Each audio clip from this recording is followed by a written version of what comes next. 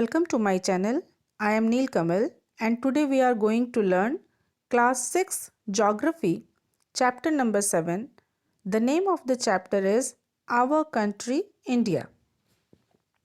As you can see in the map, India is a country of vast geographical expanse. In the north it is bound by the lofty Himalayas, the Arabian Sea in the west, the Bay of Bengal in the east, and the Indian Ocean in the south wash the shores of Indian Peninsula. तो जैसा कि आप देख सकते हैं map में कि India का जो भौगोलिक विस्तार है, जो ज्योग्राफिकल एक्सपेंस है, वो काफ़ी ज़्यादा है। बहुत बड़ा क्षेत्र है इंडिया का। और यदि आप इसके नॉर्थ में देखें तो आप ये वाला एरिया पे ध्यान दें।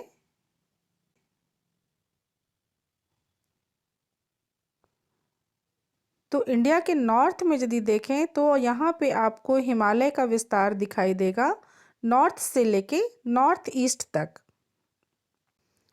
इसके बाद यदि आप ध्यान दें तो इंडिया के वेस्ट में अरेबियन सी है और इंडिया के ईस्ट साइड में बे ऑफ बंगाल है। और इंडिया के दक्षिण दिशा में यदि आप ध्यान दें तो इंडियन ओशन है, यानी कि ये तीन तरफ से पानी से घिरा हुआ है।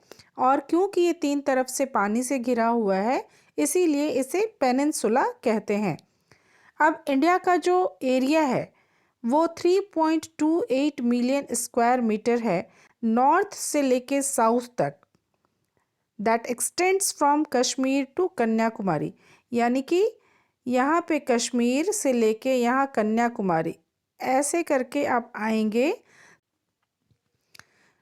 तो यहाँ कश्मीर से लेके कन्याकुमारी तक का जो दूरी है वो 3200 किलोमीटर है।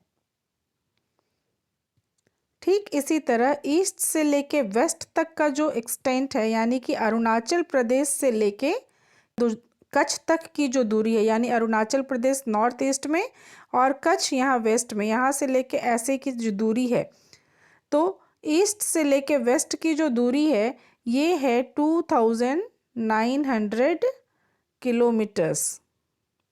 The great Indian desert in the northern plains, the uneven plateau surface and the coasts and islands present a diversity of landforms. तो इंडिया की जो डाइवर्सिटी है लैंडफॉर्म्स में यदि देखें तो एक तरफ यहाँ पे आपको हिमालय दिखेगा नॉर्थ में,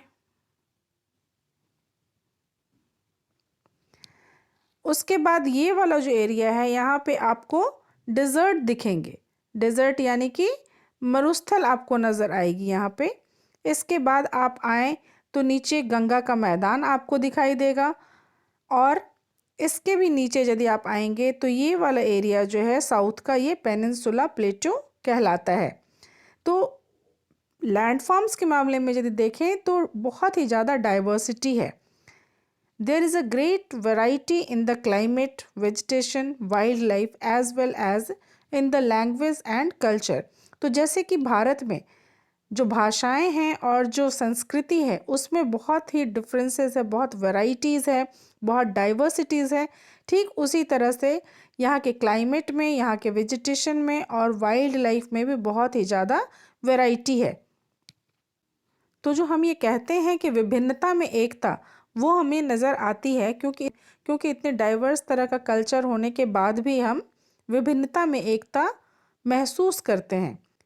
India has a population of more than 120 crores since the year 2011. It is the second most populous country in the world after China. China के बाद ये दूसरी पॉपुलेटेड कंट्री है, मोस्ट पॉपुलेटेड कंट्री है। पहला स्थान चाइना का है और दूसरा स्थान जो है वो भारत का है।